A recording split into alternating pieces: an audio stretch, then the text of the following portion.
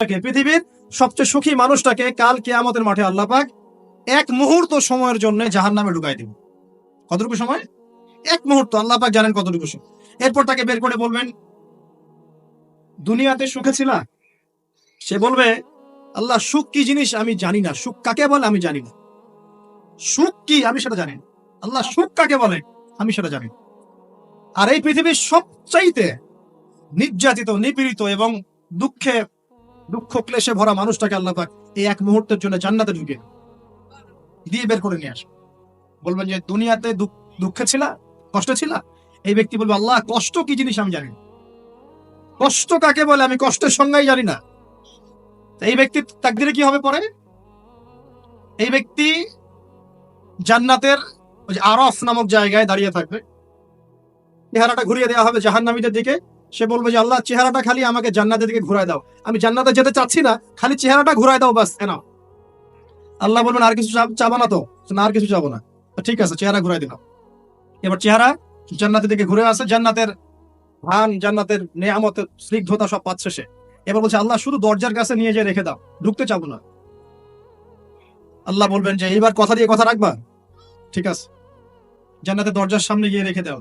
ও বেচারা দরজা ধরে দাঁড়ায় আছে, চিন্তা করবে, ও ভাববে, ওই সময় সে ভাববে, হাদিসে এত স্পেসিফিকলি আসছে, সে ভাববে যে আর কিভাবে আল্লাহকে বলবো, আল্লাহ তো এতদূর পর্যন্ত নিয়ে আসলেন।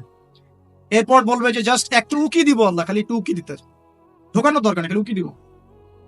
আল্লাহ পাক বলবেন, দেখো আদম সন্তান তোমরা কিন্তু কথা খুব কম রাখো, আদম সন্তান তোমরা কথা দিয়ে কথা রাখতে পারো।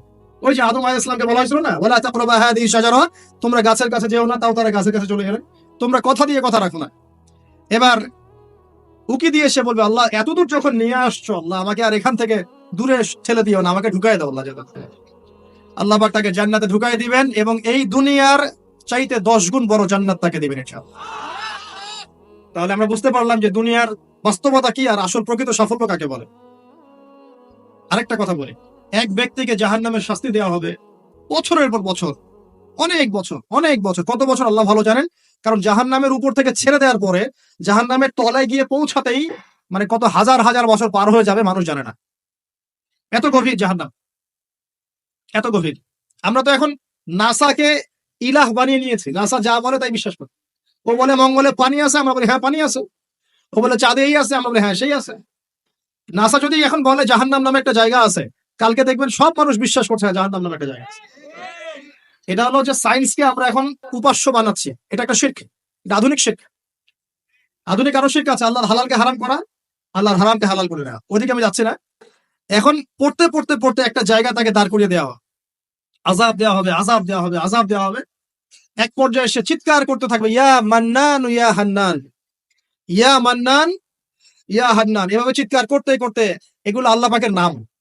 এগুলো কি আল্লাহ পাকের নাম। আল্লাহ পাক বলবেন, দেখো জাহান্নামের অতল গভীরে কোন আমার বান্দা আমাকে ডাকছে, কি হাজত তার, নিয়ে আসো। ওকে জিজ্ঞাসা করা হবে কি প্রয়োজন।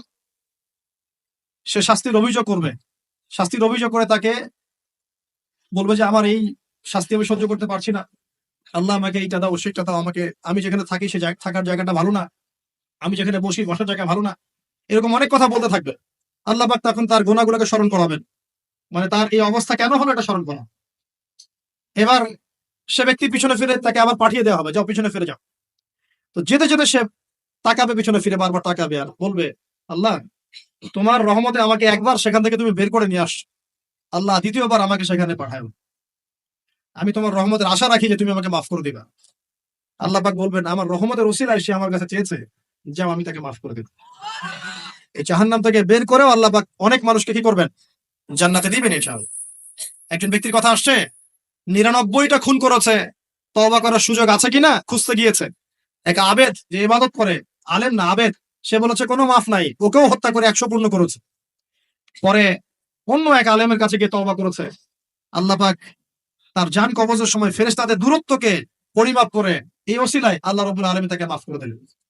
আরেক ব্যক্তিকে মাফ করেছেন আল্লাহ রাব্বুল আলামিন, যে তার সন্তানদেরকে বলেছিল আমি মারা গেলে আমার লাশটাকে পুড়িয়ে ফেলবা, অর্ধেক ছাই বাতাসে ভাসিয়ে দিবা, অর্ধেক ছাই সাগরে ভাসিয়ে দিবা, বাতাসে উড়িয়ে দিবা, সাগরে ভাসিয়ে দিবা। আল্লাহ পাক ছাই জড়ো করেছেন, করে বলেছেন কেন করেছো এই কাজ? সে বলবে মিন খাশিয়াতিকা ইয়া রাব্বি, হে আল্লাহ তোমার ভয়ে কাজ করেছিলাম, আর তুমি খুব ভালো করে জানো হে আল্লাহ আমি তোমার ভয় করেছি, না অন্য কোনো কারণে করেছে, আল্লাহ পাক তাকে বলবেন যাও আমি তোমাকে মাফ করে দিলাম। এক নারীর কথা আসছে, ব্যভিচারী মহিলা, জিনা করে, পতিতা মহিলা, একটা কুকুরকে পানি পান করিয়েছে, আল্লাহ তাকে মাফ করে দিয়েছে। আর একজন লোকের কথা আসছে যে তার বন্ধুকে এতটুকু বলেছিল, একজন ব্যক্তি তার বন্ধুকে এতটুকু বলেছিল যে আল্লাহ তোকে কোনোদিন মাফ করবে না, আল্লাহ তোকে কোনোদিন মাফ করবে না। এরকম কথা কিন্তু আমরা অনেকে বলে ফেলি।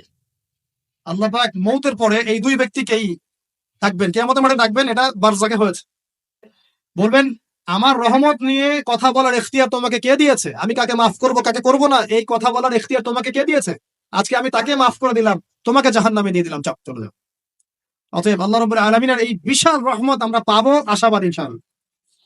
এই কারণে আমাদের প্রথম যে বিষয়টা ফোকাস করতে হবে, আল্লাহ রহমত পেতে হলে আমাদের অবশ্যই বস্তুবাদিতা ত্যাগ করতে হবে। আল্লাহ পাক দুনিয়া পছন্দ করেন না, দুনিয়ার মোহে যারা ডুবে থাকে আল্লাহ এদেরকে পছন্দ করেন। দুনিয়া প্রয়োজন, যতটুকু আমার দরকার আমি করব, যতটুকু প্রয়োজন নাই এই বিষয়টা আমি পেতেই হবে, চাই চাই আরো চাই, হ্যাঁ দু হাতে চাপাও হাত পেতে নাও, ঋণ করে ঘি খাও, এইসব দর্শনের ধার ধারবো না আমরা ইনশাআল্লাহ। আমাদের দুনিয়া চলে গেলে যাক, বাকির খাতা পূর্ণ হোক ইনশাআল্লাহ তাআলা।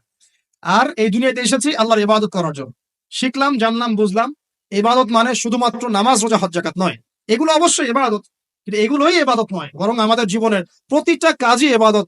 আমাদের স্ত্রীর মুখে ভাত তুলে দেয়া পর্যন্ত, একটা মুসলিম ভাইয়ের সাথে হাসি মুখে কথা বলা পর্যন্ত, মুসাফা করা পর্যন্ত, এভরি সিঙ্গেল ওয়ার্ড যে আমরা এই দুনিয়াতে করি, এগুলো ইনশাআল্লাহ তাআলা ইবাদত বলে কাউন্ট হবে যদি আমরা এগুলোকে তিনটা পদ্ধতিতে করি। এক, আল্লাহর সন্তুষ্টির জন্য করি, দুই, রাসূলের পদ্ধতিতে করি, এবং হালাল খেয়ে করি। ইনশাআল্লাহ তাআলা আল্লাহ পাক আমাদের সবাইকে এভাবে ইবাদত করার তৌফিক দান। আর শেষ করার আগে আমি আর কয়েকটা পয়েন্ট টাচ করে শেষ করে দিচ্ছি, রাত অনেক গভীর হচ্ছে। আসন্ন রমজান মাস আমাদের সামনে আছে, আমাদের সামনে বলতে এই তো 2 সপ্তাহ হয়তো বাকি নাই। আমি কয়েকটা পয়েন্ট খালি আপনাদের সাথে শেয়ার করবো, যে এই পয়েন্ট গুলো যদি একটু ফোকাস করি, রমজান মাসটা গোনা মাফের উৎসব হবে ইনশাআল্লাহ। আমরা কলেজ লাইফে পড়তাম একটা ওয়ার্ড, উৎসবের উৎসাহ। উৎসবের উৎসাহ, এই যে ছায়ানট উদিচি এইসব জায়গায় যারা থাকে না, এরা এই শব্দগুলো জানে ভালো। উৎসবের উৎসাহ, ওরা বলে যে জাগতে হবে রাত আলো জেলে রেখে উৎসবের উৎসাহে, মানে রাত জাগতে হবে আলো জেলে রেখে উৎসবের উৎসাহে। আমাদের এই দুনিয়ার জীবনের হায়াত কিন্তু খুব লম্বা না, খুব লম্বা কি 60 থেকে 70, এর মধ্যে আল্লাহ পাক কিছু উৎসবের উৎসাহ দিয়েছেন। যেমন শবে বরাত, যেমন শবে বরাতের রাত, এই রাতে ব্যক্তিকেন্দ্রিক তো কিছু ইবাদত করা যায়, সামগ্রিক না হয়। এই রাতে আল্লাহ পাক সবাইকে মাফ করে, 2 শ্রেণীর মানুষ বাদ দিয়ে, মুশরিক মুশাহিদ, শিরক করে যারা, হিংসা বিদ্বেষ পোষণ করে যারা, এদের বাদ দিয়ে। শাবান মাস বেশি বেশি নবী রোজা রাখতেন, আরাফার দিন, আশুরা, মুহররম, জিলহজ মাসের প্রথম 10 দিন, কিছু উৎসবের উৎসাহ আল্লাহ দিয়েছেন, তাই নাই? সবচেয়ে বড় উৎসব কোনটা বলেন তো? এই যে রমজান মাস। এখন এই মাসে আলো জ্বালা থাকবে উৎসবের উৎসাহে। কিভাবে? প্রথম কথা বলি, দুনিয়াবি বাজার ঘাট শপিং টপিং যা যা আছে আগে ভাগে এই কয়দিনে করে ফেলেন, যাদের সামর্থ্য আছে। যাদের সামর্থ্য নাই তারা, আমি বলেছি, প্রজেক্ট করতে হবে, সোশ্যাল প্রজেক্ট। আমরা সামর্থ্যবানদের টাকাগুলোকে কিছু সৎ মানুষ কালেক্ট করবেন, করে যাদের সামর্থ্য নাই তাদের ঘরে মাসের বাজার পৌঁছে দিবেন। পারা যাবে না ইনশাল্লাহ? আমরা যারা সব জায়গায় থাকি আমরা মনে করি সোসাইটি সবাই এমন, সোসাইটির সবাই এমন নয়। অনেক মানুষ হয়তো খেয়ে পরে থাকতে পারে না, সবাই আমাদের মতো খায় না। আমরা 10টা আইটেম নিয়ে বসে খেতে, অনেকে আলু ভর্তা জোটে না, আছে না? আমরা আমাদের যাকাত, আমাদের ওসর, আমাদের ফিতরা, আমাদের সাদাকাতুল ফিতর, আমাদের সাদাকা এবং ইফতারের প্রজেক্ট গুলোকে সুন্দর করে প্যাকিং করে 1 মাসের বাজার করে দেওয়ার ক্ষমতা আমাদের নাই। একজন করে পরিবারের দায়িত্ব নেওয়ার ক্ষমতা আমাদের নাই।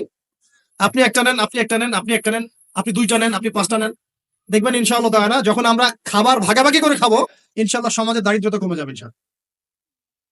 কি উন্নতি, কি সবার মধ্যে সম্প্রীতি ছড়িয়ে দেওয়া উন্নতি, সবার মধ্যে এই যে ভালোবাসা ছড়িয়ে দেওয়াটা কিন্তু সমাজের উন্নতি। উন্নতি মানে আমরা আসলে কি বুঝি? খালি কনস্ট্রাকশন নির্মাণ করার উন্নতি? সবার মধ্যে সম্প্রীতি ছড়িয়ে দেওয়াটা উন্নতি। আগে রমজানের প্রিপারেশন নেন, এটা গেল একটা পারিবারিক ইকোনমিক প্রিপারেশন। আধ্যাত্মিক প্রিপারেশন কি? হুট করে রমজান মাসে গিয়ে সব ইবাদত একসাথে ধরা যায় না। এই কারণে এখন থেকেই নামাজ, তেলাওয়াত, তাফসীর পড়া, একটু তাহাজ্জুদ, চাষতের নামাজ, ইশরাকের নামাজ, জিকির আজগার, এগুলো একটু ধরার চেষ্টা করি, কিন্তু রমজান মাসে গিয়েই আমি একদম যেন মোমেন্টামটা যেন ধরতে পারি ইনশাআল্লাহ। আল্লাহ পাক তৌফিক দান করুন। 3 নাম্বার হচ্ছে অপচয় করবো না রমজান মাস। অনেকদিন বলছি 5টা খেজুরে যদি ইফতার হয়ে যায়, 6 নম্বর খেজুর আপনার খাওয়ার দরকার নাই, আপনি দান করে দেন। 2টো জামা দিয়ে ঈদ হয়ে যাচ্ছে, 4টা জামা কেনার দরকার নাই, বাকি 2টো দান করে দেন। আপনার পরিবারের জন্য যদি 30 কেজি চাল যথেষ্ট হয়, 40 কেজি কেনার দরকার নাই, বাকিটা দান করে দেন। বহু মানুষ রমজান মাসে ইফতার করবে, ইফতার করে আল্লাহর কাছে বদদোয়া করবে, দেখে নিয়েন, বলবো যে আল্লাহ আমি ইফতার করার খাবারটুকু পাচ্ছি না। পুরো বিশ্বের ইকোনমিক অবস্থা কিন্তু সুবিধার না। আস্তে আস্তে আমাদের এগুলো বুঝতে হবে। আল্লাহ পাক আমাদেরকে শুধু কোরআন তেলাওয়াত করলেই তো হবে না, এগুলো অর্থ তো বুঝতে হবে। কোরআন হাদিস দিয়ে বিশ্বটাকে তো ডিল করতে হবে, হবে কি না? আল্লাহ তৌফিক এনায়েত করুন, অপচয় না করি। আর রমজান মাস আসার আগেই আল্লাহর ওয়াস্তে সবার ঘরে ঘরে কোরআন এবং কোরআনের তাফসীর কেনা চাই। এই রমজান মাস আমরা কোরআন পড়ে শেষ করে দেবো ইনশাআল্লাহ। রমজান মাসের সবচেয়ে ইম্পর্টেন্ট জিনিসটা কি বলেন তো? কোরআন নাজিল হওয়া। শাহরু রমাদানাল্লাযী উনজিলা ফীহিল কোরআন, রমজান সেই মাস যে মাসে কি নাজিল হয়েছে? কোরআন। অতএব সবচেয়ে ইম্পর্টেন্ট পার্ট রমজানের কোরআন।